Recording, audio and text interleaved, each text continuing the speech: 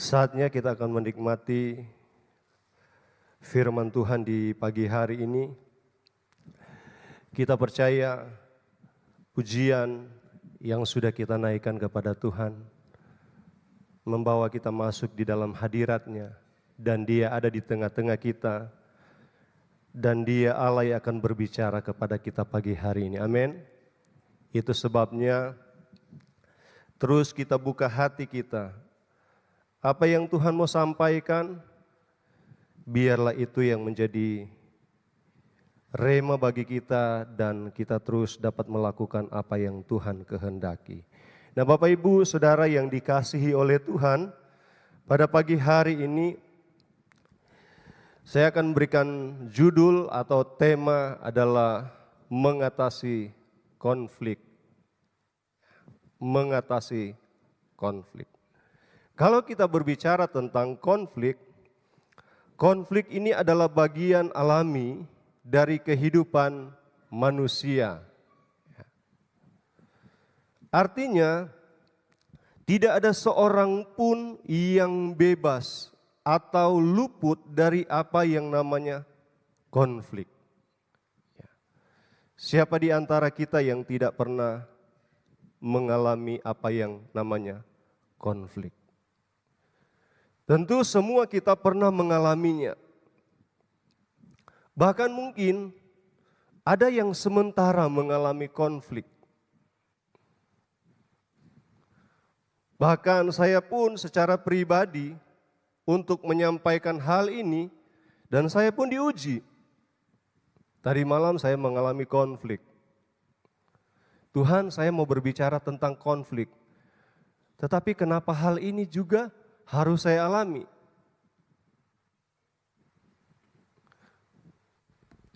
Tetapi Bapak Ibu Saudara yang dikasihi oleh Tuhan, yang perlu kita waspadai, yang perlu kita perhatikan adalah jangan sampai konflik itu membuat kita kehilangan segala-galanya.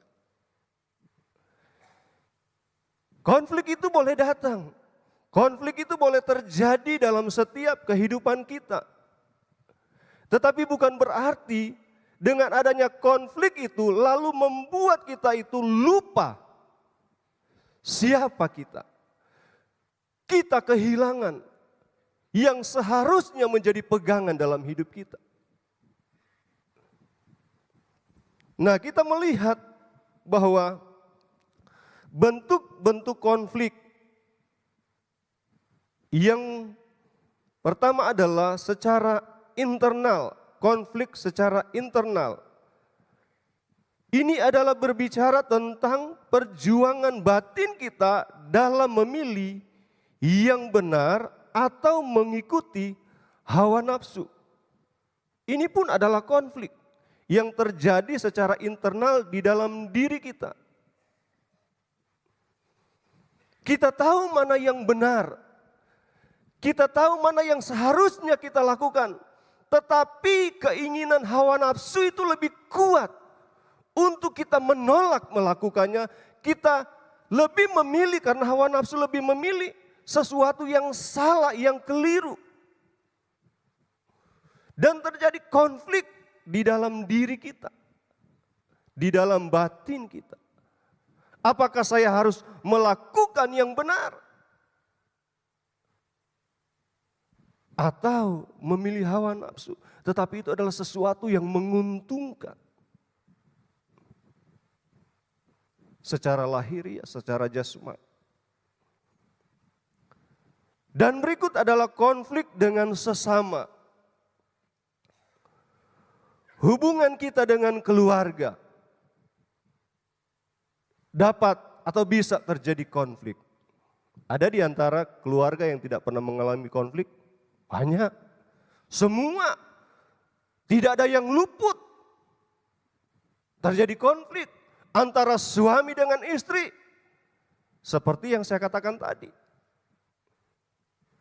Antara orang tua dan anak. Terjadi konflik. Mungkin anak tidak merasa diperhatikan, lalu dia menjadi anak pemberontak. Atau dia berpikir bahwa orang tuanya pilih kasih, yang selalu diperhatikan hanya yang satu, sehingga dia menjadi anak yang durhaka. Itu terjadi konflik. Atau sesama saudara,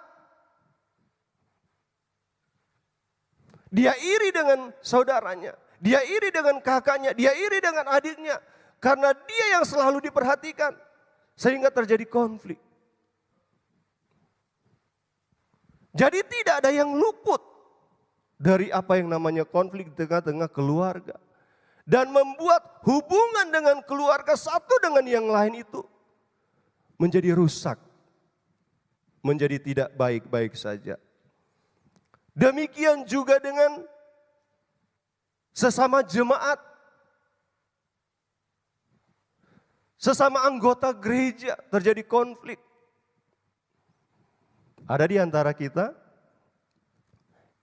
yang barangkali satu tempat duduk di gereja lalu tidak sapa-sapaan karena sementara konflik. Mungkin karena kita tidak disambut dengan baik, mungkin asarnya kurang senyum, sehingga kita marah. Atau mungkin asarnya tidak lihat, lalu kita berpikir kok saya dicuekin. Ada?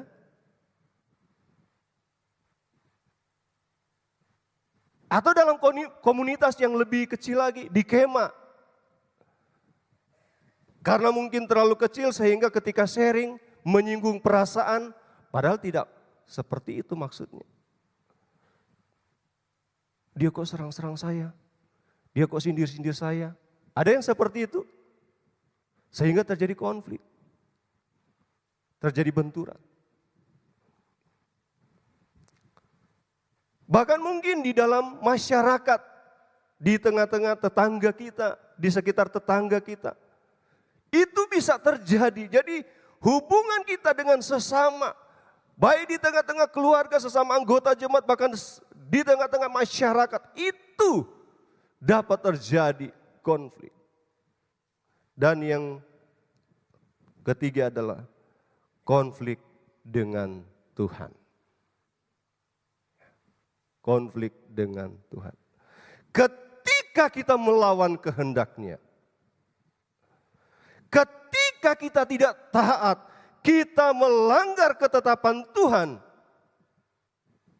sehingga kita merasa terpisah darinya. Terjadi konflik. Bukan Tuhan yang sengaja meninggalkan kita, tetapi karena ketidaktaatan kita. Karena tidak patuhnya kita untuk melakukan kehendak-Nya. Sehingga Tuhan tidak mendengar doa-doa kita. Tuhan tidak menjawab doa kita. Lalu kita berkata Tuhan itu jahat, jahat, jahat.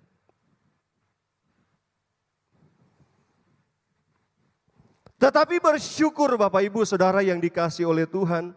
Sebagai orang-orang percaya kita diajarkan, kita selalu diingatkan bagaimana kita dapat mengatasi konflik.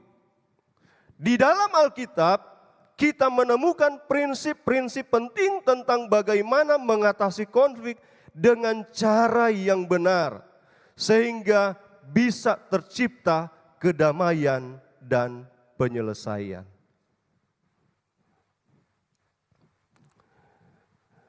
Saudara mau damai, amin?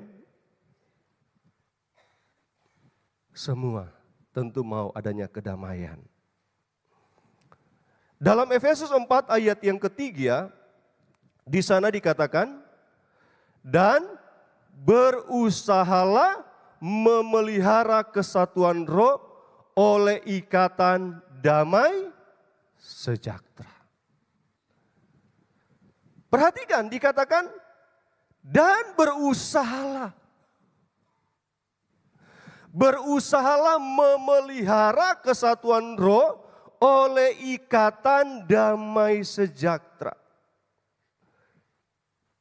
Kalau kita memperhatikan, ayat ini mengajarkan kepada kita betapa pentingnya menjaga persatuan di antara orang-orang percaya.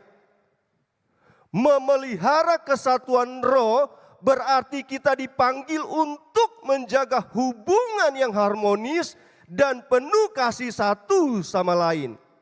Seperti yang diinginkan oleh Roh Kudus.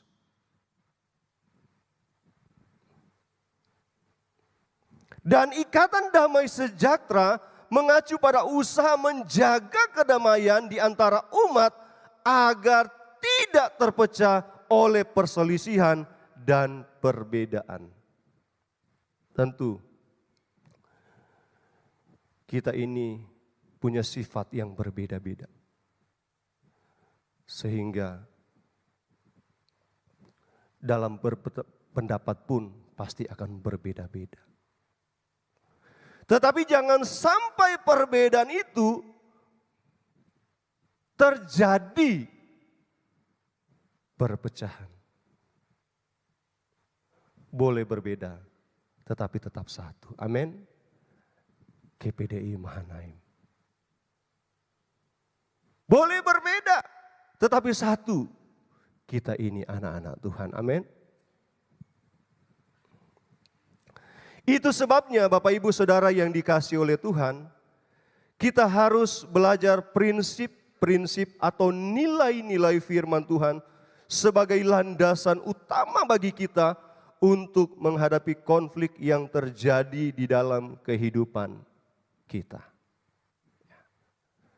Kita akan lihat prinsip-prinsip atau nilai firman Tuhan dalam kita menghadapi konflik. Bagian yang pertama, saya mencatat di sini adalah dalam kita menghadapi konflik, maka kita harus menjadikan kasih itu sebagai landasan utama.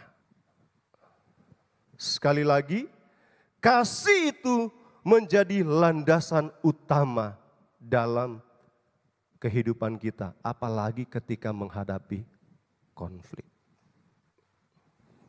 Kita melihat artinya begini, semua tindakan dan keputusan kita harus didasarkan kepada kasih.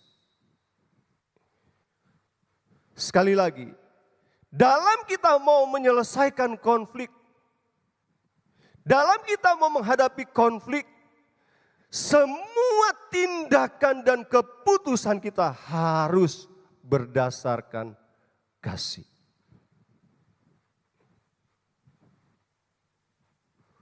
Bukan berdasarkan apa yang kita mau, apa yang kita inginkan, tetapi berdasarkan kasih. Kalau tidak, maka konflik itu tidak akan pernah terselesaikan.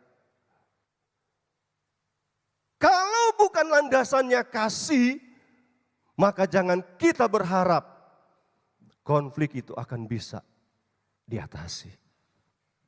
Coba kita lihat contoh. Di dalam Alkitab, konflik yang diselesaikan dengan kasih di dalam perjanjian lama. Yang pertama, kita lihat kisah Esau dan Yakub.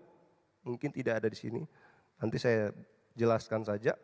Di dalam Kejadian 32 sampai 33, Yakub pernah menipu Esau, kakaknya, dengan mengambil hak kesulungan dan berkat dari ayah mereka yaitu Ishak. Akibatnya Esau menjadi sangat marah kepada Yakub dan Yakub ini harus melarikan diri. Bertahun-tahun kemudian Yakub memutuskan untuk bertemu kembali dengan Esau, meskipun dia takut akan kemarahan kakaknya Esau. Sebelum Yakub bertemu, dia mengirim hadiah buat Esau. Dia berpikir barangkali hatinya pasti akan lunak dan tidak marah lagi. Tetapi ketika mereka bertemu, Esau tidak membalas dendam. Ya. Sebaliknya ketika mereka berjumpa dan Esau melihat Yakub, Dia memeluk Yakub dengan penuh kasih. Dan konflik yang pernah ada di antara mereka pun berakhir dengan damai. Kenapa? Karena Esau melihat dengan kasih. Coba kalau Esau masih memiliki rasa kebencian di dalam dirinya. Oh, pasti habis itu Yakub. Tetapi karena dia melihatnya dengan kasih, maka dia peluk. Karena ada kasih di dalam dirinya, maka dia memeluk. Contoh yang kedua adalah Abram dan Lot. Dalam Kejadian 13 ayat 5 sampai 12. Abram dan Lot ini keponakannya Abram, memiliki harta benda yang sangat banyak. Dan rupanya para gembala mereka itu mulai bertengkar, ada perselisihan, ada bentrok atau ada konflik. Karena tidak cukup ruang untuk mereka berdua di tanah yang sama. Abram dengan kasih dan pengertian menawarkan solusi damai. Dia meminta Lot memilih tanah mana yang dia ingin tempati lebih dahulu. Lalu Lot memilih lembah yang subur. Dan Abraham menerima keputusan itu tanpa perselisihan lebih lanjut.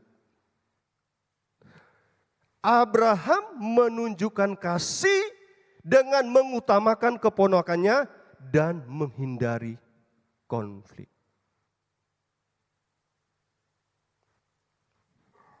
Coba kalau Abraham tidak punya kasih.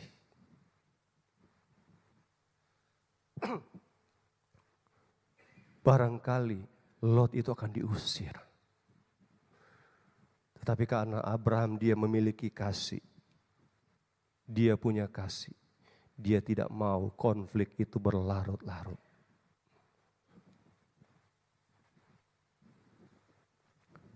Dan contoh yang ketiga adalah Yusuf.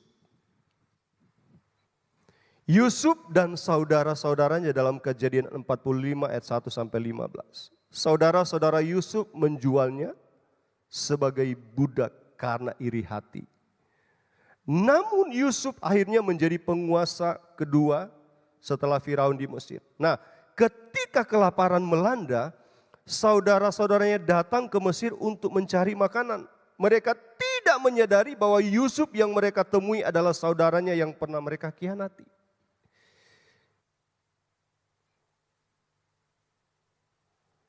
Alih-alih membalas dendam, Yusuf memaafkan mereka dan memberikan mereka makanan serta perlindungan. Yusuf menyatakan bahwa apa yang saudara-saudaranya lakukan untuk mencelakakan adalah diubahkan oleh Tuhan untuk kebaikan. Artinya apa? Hati Yusuf itu selalu diliputi dengan kasih. Sehingga tidak ada rasa kebencian atau dendam di dalam dirinya. Sehingga konflik itu pun tidak akan pernah berlanjut. Itu sebabnya Bapak Ibu Saudara yang dikasihi oleh Tuhan. Kalau ada di antara kita hari-hari ini dalam keadaan konflik, selesaikan itu dengan kasih. Amin. Dengan dasarnya adalah kasih. Mengapa kita harus mendasarinya dengan kasih? Mengapa kita harus memiliki kasih untuk menyelesaikan konflik, untuk menghadapi konflik? Karena di dalam 1 Korintus 13 ayat 4 sampai 5 dikatakan kasih itu sabar. Amin. Kasih itu murah hati. Ia tidak cemburu, ia tidak memegahkan diri dan tidak sombong. Ia tidak melakukan yang tidak sopan dan tidak mencari keuntungan diri sendiri. Ia tidak pemarah dan tidak menyimpan kesalahan orang lain. Bagaimana kita bisa menyelesaikan konflik kalau kesalahan itu masih bisa disimpan? Masih tersimpan di dalam hati. itu tidak mungkin terjadi. Konflik itu hanya bisa diselesaikan kalau kita mempunyai kasih. Karena dikatakan kasih itu tidak menyimpan kesalahan orang lain. Kasih itu sabar ketika kita mungkin dikhianati.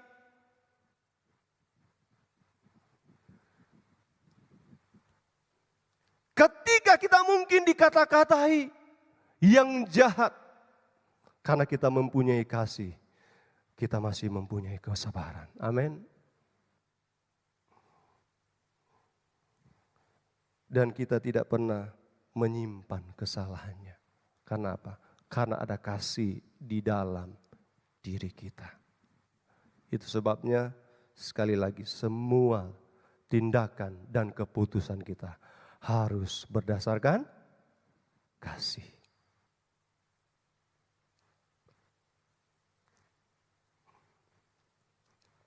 Landasan kasih mengajarkan kepada kita bagaimana seseorang dapat memiliki kesabaran. Dia tidak pemarah, tidak menyimpan kesalahan, bahkan tidak mencari keuntungan. Ya. Oh, saya untungnya apa ya kalau saya memaafkan dia? Tidak. Tidak seperti itu. Orang yang mempunyai kasih tidak seperti itu. Tidak lihat-lihat untung rugi, tetapi dia lepaskan pengampunan. Di bagian yang kedua, prinsip dalam menghadapi konflik adalah memilih untuk mengampuni. Amin. Memilih untuk mengampuni, melepaskan pengampunan atau memaafkan mereka yang bersalah kepada kita merupakan perintah atau kehendak Tuhan bagi setiap kita anak-anaknya. Ya. Kita memilih untuk melepaskan pengampunan karena ini adalah kehendak Tuhan. Perintah Tuhan bagi setiap kita anak-anaknya.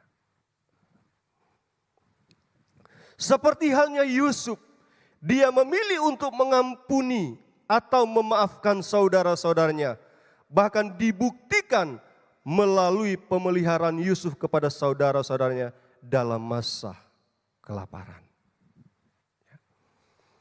Dengan memilih untuk melepaskan pengampunan, maka kita sedang taat melakukan kehendak Tuhan.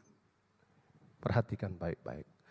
Ketika kita memilih untuk mengampuni orang-orang yang bersalah kepada kita, yang sudah menyakiti hati kita, tanpa kita sadari, kita sementara melakukan kehendak Allah. Melakukan perintah Tuhan. Kenapa? Karena kita ini adalah anak-anaknya, amin. Kita ini adalah anak-anaknya. Itu sebabnya kalau kita baca di dalam Matius 6 ayat 14 sampai 15. Karena jikalau kamu mengampuni kesalahan orang, perhatikan.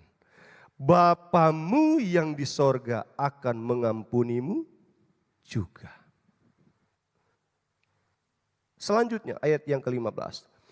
Tetapi jikalau kamu tidak mengampuni orang, Bapamu juga tidak akan mengampuni kesalahanmu. Kalau kita dikatakan mau diampuni oleh Bapa kita, maka kita harus melepaskan pengampunan kepada orang yang bersalah kepada kita.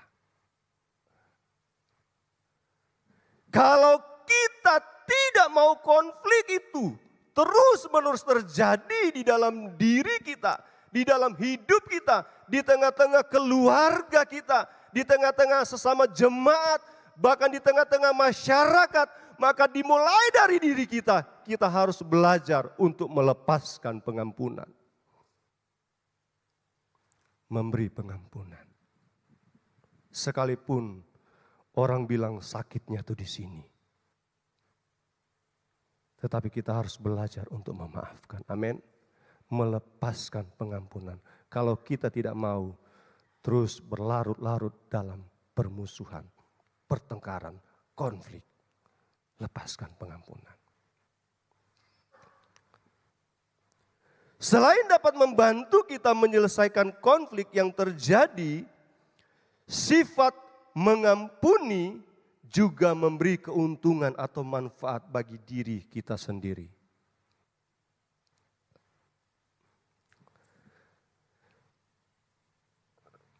Menyimpan dendam atau kebencian dapat menyebabkan stres atau beban emosional. Ya, kalau kita terus simpan, kita sendiri akan menjadi rusak. Tetapi melepaskan pengampunan dapat menjauhkan perasaan negatif sehingga seseorang bisa merasa lebih damai dan bahagia. Bahasa Yunaninya katakan plong. Ya kan?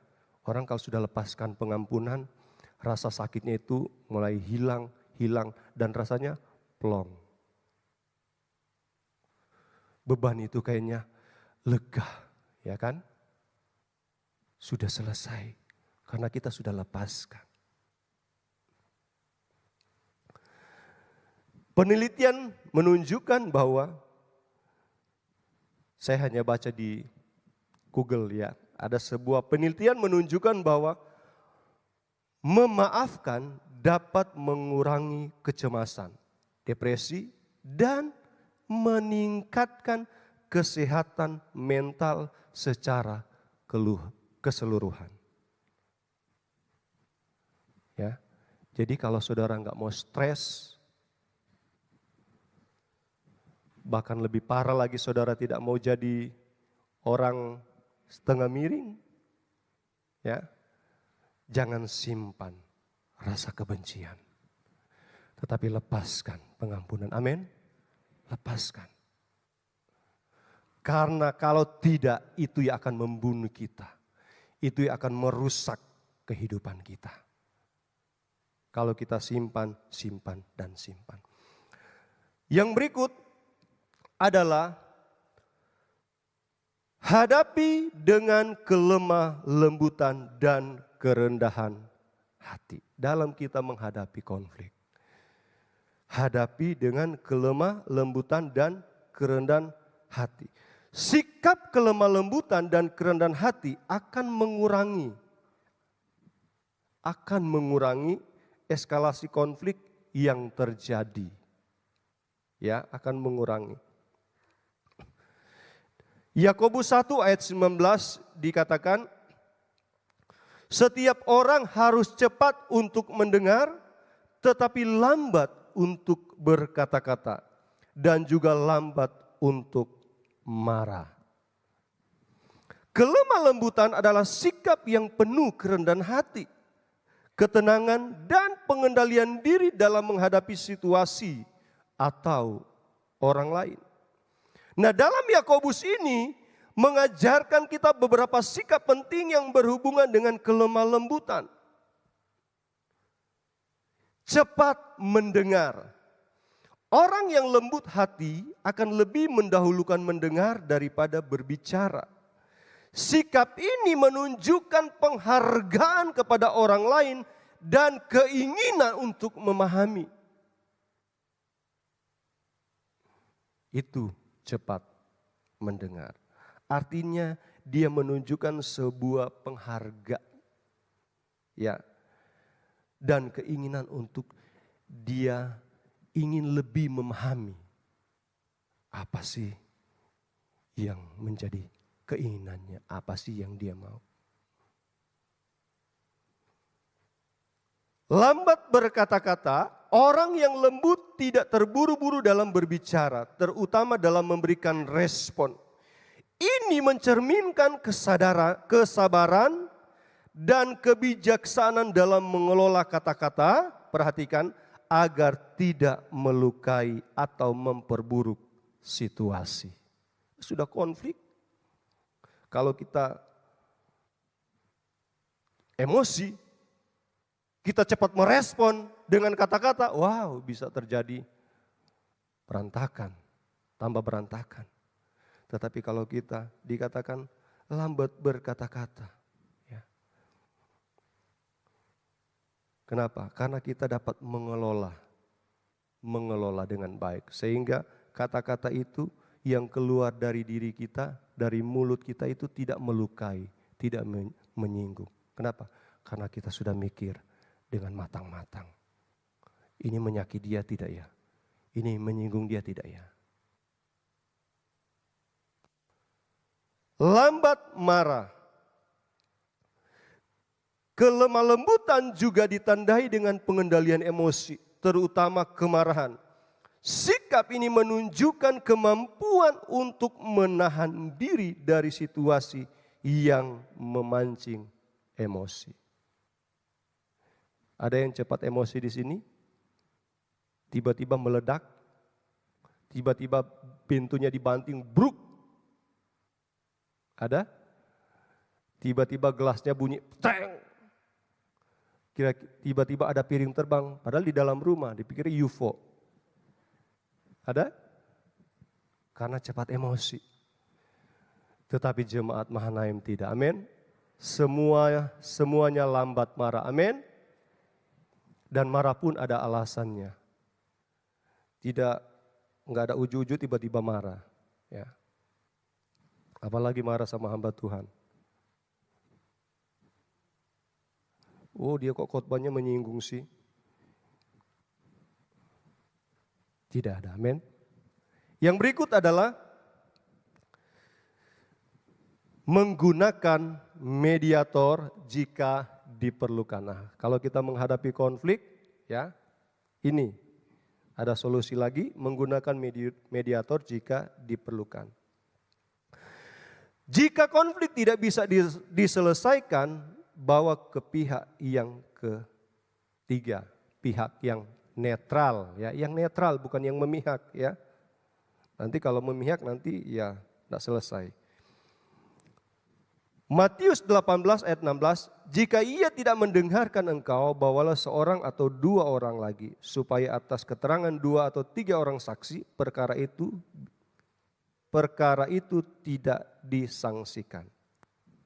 Ya, jadi kalau sudah berlarut-larut tidak selesai, kita sudah berusaha, bawalah katanya menggunakan mediator. Biasanya kalau Jumat menghadapi konflik, datang kepada hamba-hamba Tuhan sebagai mediator yang netral.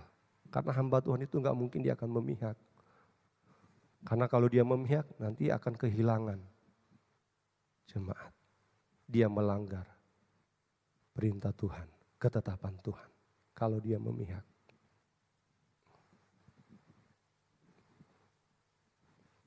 Sekarang kita melihat Bapak Ibu aplikasi atau penerapan dalam hidup kita.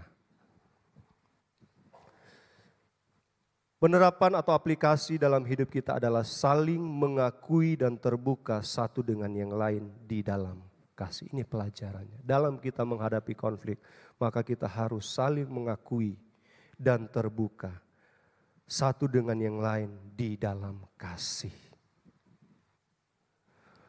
Oh, saya sudah menyakiti, maafkan saya. Demikian pihak yang disakiti. Menyatakan demikian. Tetapi lakukan itu di dalam kasih. Amin. Lakukan itu di dalam kasih. Yakobus 5 ayat 16, karena itu hendaklah kamu saling mengaku dosamu dan saling mendoakan supaya kamu sembuh.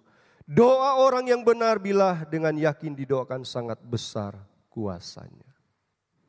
Ya. Yang berikut, kita harus memprioritaskan perdamaian. Jadi ini yang harus kita lakukan. Prioritaskan itu perdamaian. Bukan keuntungan diri sendiri. Bukan apa yang kita mau, tetapi yang utama yang kita prioritaskan dalam menyelesaikan konflik itu adalah perdamaian. Supaya harmonis, tidak lagi bentrok. Ya, itu yang kita prioritaskan. Bagaimana kita mengusahakan supaya kita itu berdamai.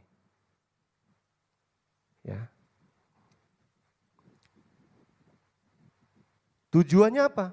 Tujuannya utama adalah memulihkan hubungan, ya. Bukan mencari pembenaran diri sendiri. Roma 12 ayat yang ke-18 dikatakan, sedapat-dapatnya kalau hal itu bergantung padamu, hiduplah dalam perdamaian dengan semua orang.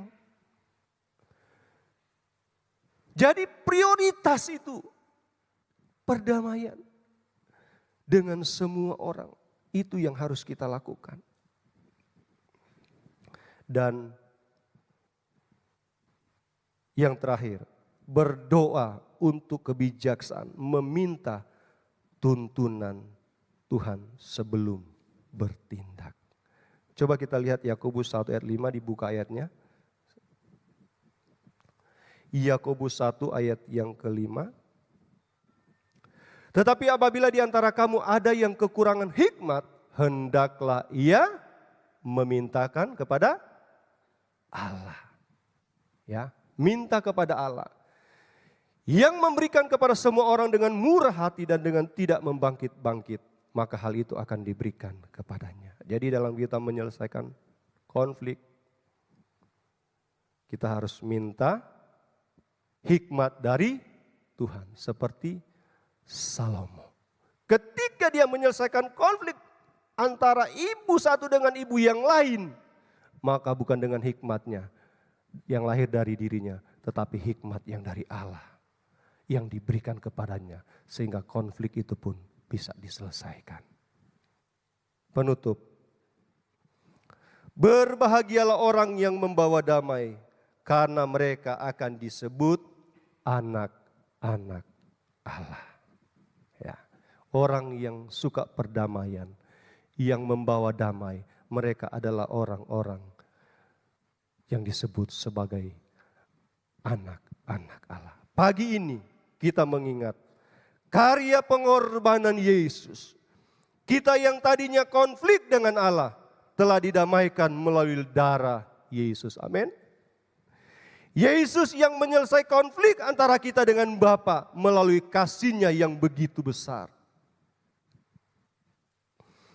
Yesus yang memberikan pengampunan, Yesus yang melepaskan pengampunan kepada kita. Bahkan Dia yang penuh dengan kelemah lembutan dan kerendahan hati mau menghampiri kita orang-orang yang berdosa. Dia yang telah menjadi pengantara kita, Dia yang menjadi mediator kita, yang sesungguhnya untuk menyelesaikan konflik antara kita dengan Allah. Mengapa demikian Dia lakukan? Karena semua yang Dia lakukan kepada kita, karena Dia mengasihi kita. Dia memiliki kasih yang besar di dalam hidup kita, sehingga Dia tidak mau kita terus terpisah dari Bapa. Dia mau kita menjadi orang-orang yang selalu terhubung damai dengan Tuhan, dengan Bapa. Itu sebabnya pagi hari ini, ingatlah apa yang sudah Tuhan lakukan, itu pun yang harus kita lakukan. Bagaimana kita bisa hidup berdamai satu dengan